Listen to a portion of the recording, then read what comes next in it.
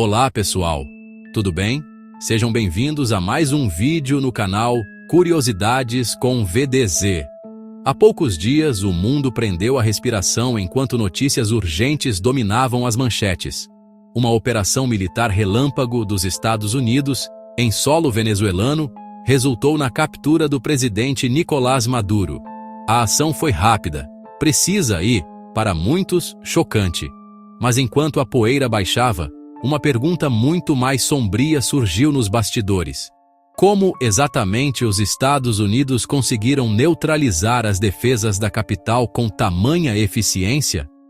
A resposta pode ter vindo do próprio presidente americano, Donald Trump. Em uma coletiva de imprensa, ele fez uma declaração intrigante, mencionando uma certa expertise que foi fundamental para deixar Caracas completamente às escuras. Essa fala foi o estopim. Especialistas em segurança digital e analistas de inteligência ao redor do mundo imediatamente levantaram uma hipótese audaciosa. Os Seattle Aura teriam usado um massivo e coordenado ataque cibernético para causar um apagão total e, assim, facilitar a operação militar em terra. Seria essa a primeira vez que uma guerra foi vencida antes mesmo do primeiro tiro, através de linhas de código. Hoje, nós vamos mergulhar fundo neste quebra-cabeça. Vamos investigar as pistas, analisar as negações oficiais e conectar os pontos do histórico de guerra cibernética, que transforma essa teoria em um dos mistérios geopolíticos mais quentes e urgentes do nosso tempo. Prepare-se. Vamos lá. Tudo começa com uma única palavra, dita pelo então presidente Trump. Ao descrever a operação noturna que culminou na captura de Maduro, ele não atribuiu o apagão a bombas ou a uma ação militar convencional. Ele usou um termo deliberadamente vago, mas imensamente poderoso: expertise. Essa escolha de palavra não foi acidental. Foi um sinal, uma peça de um quebra-cabeça projetado para ser montado por analistas de inteligência em todo o mundo. No vocabulário da segurança nacional, expertise é um eufemismo carregado de significado. Frequentemente, ele se refere a capacidades cibernéticas e de guerra eletrônica, as chamadas operações no quinto domínio do combate. Imediatamente, a mente dos analistas voou para o Comando Cibernético dos Estados Unidos, o US Cyber Command, uma unidade militar de elite, criada em 2009 justamente para conduzir operações ofensivas e defensivas no espaço digital. A missão deles é exatamente esta: projetar poder através de redes de computadores. A suspeita não surge do nada. Os EUA têm um histórico público e comprovado de usar cyberarmas em operações de alto risco. O caso mais famoso, e que definiu uma era, é o Stuxnet. Em 2010, um malware sofisticadíssimo, desenvolvido em uma parceria secreta com Israel, foi usado para sabotar centrífugas nucleares iranianas, atrasando significativamente o programa nuclear do país. O Stuxnet provou ao mundo que o código poderia causar destruição física real. E o Stuxnet foi apenas o começo. A história recente está repleta de precedentes. Em 2007, a Estônia, uma das nações mais digitalizadas do mundo, sofreu um ataque cibernético massivo que paralisou bancos, ministérios e a mídia, um ataque amplamente atribuído à Rússia.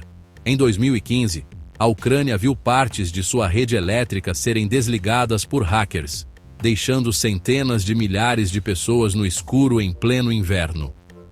Esses eventos não são isolados. Eles são o campo de testes para as táticas que poderiam ter sido usadas na Venezuela. Então, a expertise a que Trump se referiu poderia ser a evolução dessas mesmas táticas. Para buscar provas concretas, a primeira parada são os dados. A plataforma de análise NetBlocks, uma organização não governamental que monitora a governança e o tráfego da internet em tempo real, registrou cortes significativos de conexão em partes de Caracas exatamente durante a janela da operação.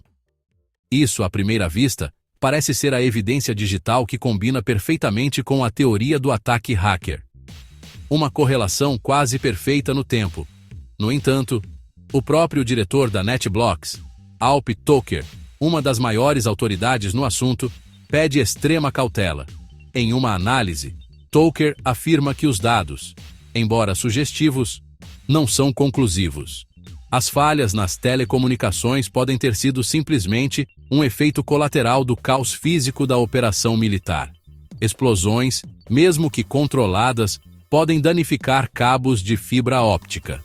Quedas de energia em subestações críticas podem derrubar servidores e torres de celular. O caos no terreno pode facilmente se traduzir em caos digital. É um lembrete crucial da máxima científica. Correlação não implica causalidade. Mesmo sem uma prova cabal, a desconfiança persiste, e com razão. Por quê? Porque a operação para capturar Maduro teve o envolvimento declarado de agências americanas que são mestras em operações clandestinas, incluindo as cibernéticas. A CIA e a NSA, a Agência de Segurança Nacional, têm orçamentos bilionários e mandatos para conduzir exatamente esse tipo de ação secreta. A negação oficial, nesses casos, é parte do procedimento padrão. O general Dan Kane, chefe do Estado-Maior Conjunto, ao ser pressionado, deu uma pista nebulosa, mas reveladora. Houve uma sobreposição de medidas diferentes para criar um caminho. Essa sobreposição é a chave para entender a guerra moderna. Uma operação de alto nível raramente é apenas uma coisa. É uma sinfonia complexa, uma combinação de forças especiais no terreno, o domínio físico, bloqueio de comunicações por rádio e celular, guerra eletrônica, desabilitação de redes de energia ou de comando, o ataque cibernético e inteligência de agentes infiltrados, o fator humano. Cada camada apoia a outra. Um ataque cibernético pode desativar os sistemas de defesa aérea para que os helicópteros entrem, enquanto a guerra eletrônica impede que os comandantes inimigos se comuniquem. Isolar apenas o componente cibernético é quase impossível por design, mas é quase certo que ele estava na mesa de planejamento. Então, os Estados Unidos usaram um hacker para apagar as luzes da Venezuela? A resposta honesta hoje é: não podemos afirmar com 100% de certeza. Não há uma arma fumegante digital, nenhum trecho de código vazado que possamos analisar. Mas talvez essa seja a pergunta errada. A pergunta certa pode ser: essa operação demonstra as características de uma campanha de guerra híbrida do século XXI? E a resposta para isso é um retumbante sim. A dúvida, a especulação, o uso de capacidades ambíguas e, acima de tudo, a negabilidade plausível são as próprias características da guerra cibernética. Se um ataque foi usado, ele foi projetado desde o início para ser plausivelmente negável, para se parecer com uma falha técnica ou dano colateral. A lição que fica é que o poder militar hoje não se mede apenas em tanques e aviões, ele se mede em linhas de código, em acesso a redes de infraestrutura crítica e na capacidade de desestabilizar um país inteiro sem disparar um único tiro convencional. A captura de Maduro pode ter sido o espetáculo visível, a manchete do jornal, mas a verdadeira expertise estaria nas sombras digitais que o tornaram possível, operando silenciosamente para cegar e confundir o adversário antes mesmo que a primeira bota tocasse o chão. Independente do que realmente aconteceu em Caracas, um fato está claro. Cada crise geopolítica de agora em diante será analisada sob uma nova lente. A pergunta não será mais apenas quem atacou, mas como eles atacaram. Foi com mísseis, com malwares ou com uma combinação de ambos? A fronteira entre um corte de energia e um ato de guerra está mais tênue do que nunca. Este novo campo de batalha digital, travado em silêncio e nas sombras, desafia nossas noções tradicionais de conflito e soberania. A infraestrutura que sustenta nossa vida cotidiana, energia, água, comunicações, tornou-se a linha de frente. Se essa análise sobre os bastidores invisíveis do poder te fez pensar, sua participação é fundamental. Deixe o seu like para que o algoritmo entenda a relevância deste tema. Conteúdos investigativos como este, que mergulham fundo em questões complexas, dependem diretamente do seu apoio para continuar existindo.